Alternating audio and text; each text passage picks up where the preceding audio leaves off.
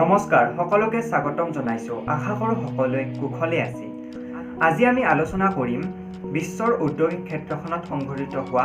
সকলোতকৈ দুৰ্ভাগ্যজনক আৰু বেদনাদায়ক ঘটনাটোৰ ওপৰত আগৰ ভিডিঅ'খনত আমি আলোচনা কৰিছিলো বিশ্বৰ সকলোতকৈ ডাঙৰ পাৰমাণৱিক শক্তি প্ৰকল্পত সংঘটিত হোৱা দুৰ্যোগৰ ওপৰত যেটো সংঘটিত হৈছিল 1986 চনত চাৰ্নোবিলত আৰু এই পাৰমাণৱিক শক্তি প্ৰকল্পত সংঘটিত হোৱা ঘটনাটোৰ প্ৰায় দুবছৰ আগতে সংঘটিত হৈছিল ভোপালৰ এই দুৰ্ঘটনাটো ভোপালৰ এই গেছ দুৰ্ঘটনাটো সংঘটিত হৈছিল 1984 চনৰ 2 ডিচেম্বৰৰ নিশা এই দুৰ্ঘটনাটো সংঘটিত হৈছিল UCIL অৰ্থাৎ ইউনিয়ন কাৰ্বাইড ইণ্ডিয়া লিমিটেড কোম্পানীৰ প্ৰকল্পত যেটো স্থাপিত হৈছিল 1970 চনত আৰু দুৰ্ঘটনাটো সংঘটিত হোৱাৰ সময়ত UCIL কোম্পানীটোৰ চেয়াৰমেন আছিল ৱাৰেন এণ্ডাৰছন আৰু তেওঁ আছিল আমেৰিকাৰ নাগৰিক 1984 চনৰ শেষত ঘটা মূল ঘটনাটোৰ বিষয়ে আলোচনা কৰাৰ আগতে আমি এই প্ৰকল্পটোত সংঘটিত হৈ থকা কিছুমান ঘটনাৰ বিষয়ে জানি লোৱা ভাল 1976 চনত ভোপালত দুটা স্থানীয় বাণিজ্যিক সংগঠনে এই প্ৰকল্পটোৰ দ্বাৰা হৈ থকা প্ৰদূষণৰ বিৰুদ্ধে অভিযোগ আনিছিল 1981 চনত ফজিন নামৰ এবিধ ৰাসায়নিক বিষাক্ত গেছ এজন কৰ্মচাৰীৰ উশাহত যোৱাৰ ফলত কেইদিনমান পিছত তেওঁ মৃত্যুমুখত পৰিছিল 1982 চনৰ জানুৱাৰীত এই ফজিন গেছৰে সংস্পৰ্শত আহিছিল 24 জনকৈ কৰ্মচাৰী ইয়াৰে এমাহৰ পাছতেই অৰ্থাৎ ফেব্ৰুৱাৰী মাহত MIC অৰ্থাৎ মিথাইল আইসোসাইনেট গেছৰ সংস্পৰ্শত আহিছিল আন 18 জন কৰ্মচাৰী 1982 চনৰে আগষ্ট মাহত তৰল MICৰ সংস্পৰ্শত আহি এজন ৰাসায়নিক অভিযন্তাৰ দেহৰ 30% জ্বলি গৈছিল তাৰ পাছত আকৌ অক্টোবৰ 1982 1983 1984 চনতো বহুবাৰ MIC ক্লোৰিন ফজিন আদিৰ দৰে বিষাক্ত ৰাসায়নিক দ্ৰৱৰ নিৰ্গমন হৈছিল অথবা লিক হৈছিল তাৰ পিছত 1984 সেই 2 ডিচেম্বৰৰ সেই কাল অমানিকাটো আহে কিন্তু 2 ডিচেম্বৰৰ নিশাৰ সেই ঘটনাটোৰ বিষয়ে ভালকৈ জানিবলৈ আমি দুমাহমান আৰু আগুৱাই যাব লাগিব অৰ্থাৎ 1984 চনৰ অক্টোবৰ মাহতে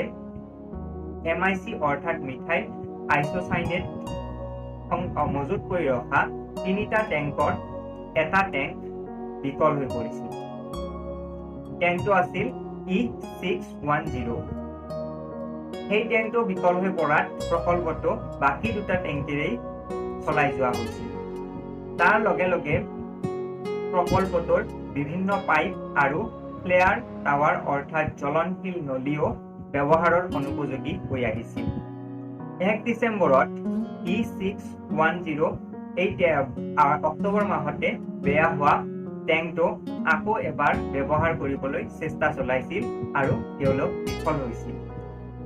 কিন্তু এই বেয়া হোৱা সময়তো টেংকটোৰ ভিতৰত 42 টন MIC মজুত আছিল 2 ডিচেম্বৰৰ নিশা 10:30 সেই প্ৰকল্পটোৰ পৰিষ্কাৰকৰণৰ কাম চলি আছিল পৰিষ্কাৰকৰণত ব্যৱহাৰ কৰা পানী পাইপবোৰ বেয়া হোৱা বাবে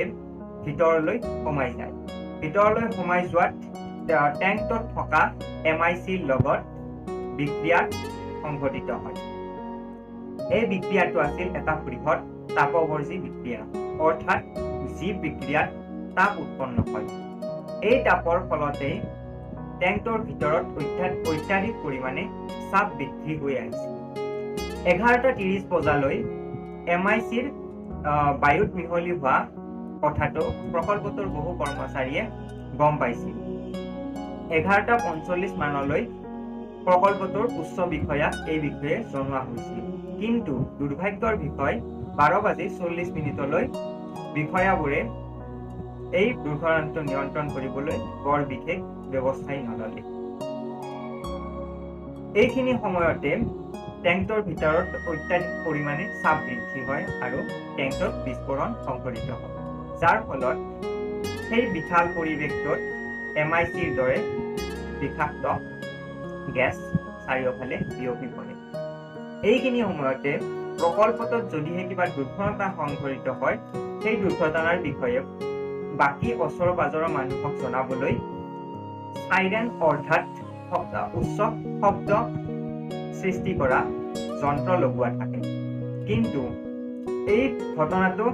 সৰু ঘটনা বুলি শব্দৰ যন্ত্ৰ বন্ধ কৰি দিছিল, যাৰ ফলত তাৰ ওচৰৰ পাজৰত থকা সাধাৰণ মানুহখিনিয়ে গম পোৱা নাছিল যে প্ৰকল্পটোত কিবা দুৰ্ঘটনা ঘটিব আৰম্ভ হৈছে, যাৰ ফলত তেওঁলোকে দুৰ্ঘটনাৰ আগেয়ে ল'ব পৰা সাৱধানতাখিনিও ল'ব নোৱাৰিলে। এই বিষাক্ত গেছ উশাহত যোৱাৰ ফলত তাত চৰকাৰী হিচাপ অনুসৰি ৩,৭৮৭ জন লোকৰ মৃত্যু হোৱা বুলি কোৱা যায়। কিন্তু আন তথ্য অনুসৰি মৃত্যুৰ সংখ্যা ১৬,০০০লৈ গৈছিল বুলি ধৰা হয়। ৮,০০০ লোক থিতাতে মৃত্যুমুখৰ সন্মুখীন হৈছিল আৰু বাকী ৮,০০০ লোক লাহে লাহে ২-৩ মাহ পাছলৈ মৃত্যুমুখত পৰে। এই ঘটনাত এই মৃত্যু হোৱাখিনিৰ উপৰিও বাকী গোটেই চহৰখনৰে ৫,৫৮,১২৫ জন ব্যক্তি আঘাতপ্ৰাপ্ত হয়, য'ত নেকি বৃদ্ধ শিশুৰ লগতে গৰ্ভৱতী মহিলাও আছে। আৰু এই বিষাক্ত গেছ যি মহিলাৰ দেহলৈ গৈছিল আৰু পিছত যেতিয়া নতুন সন্তানৰ জন্ম হৈছিল আৰু তেতিয়া তেওঁলোক বিকলাংগতাৰ মুখামুখি হৈছিল। আৰু যাৰ দৃশ্য